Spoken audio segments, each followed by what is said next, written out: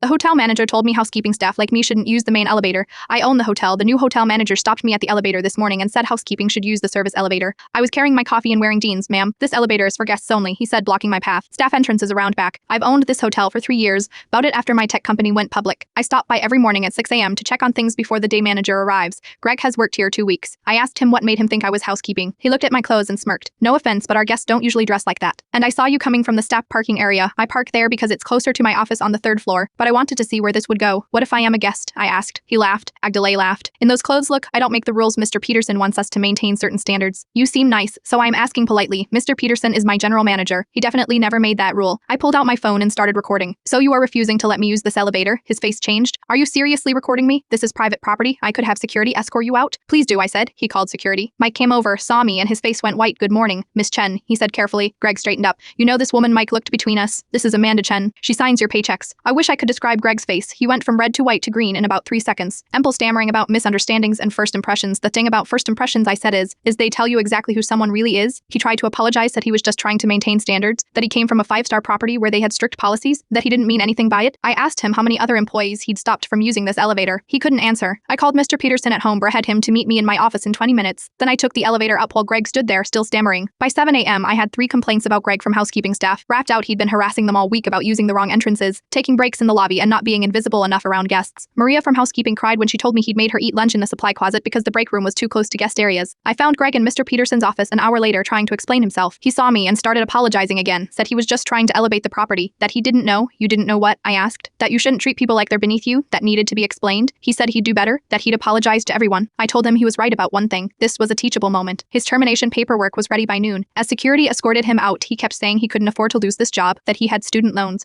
that he'd moved here specifically for this position. Maria was serving coffee in the lobby when he left. He tried to apologize to her. She just looked through him like he wasn't there, invisible just like he'd wanted her to be. This morning, I announced a new policy. Every member of management, including me, will spend 1 day a month working alongside housekeeping, maintenance, or kitchen staff. Mr. Peterson asked if I was serious. I start my first shift tomorrow at 5 a.m. I told him to make sure I use the service elevator. After all, I want to maintain certain standards.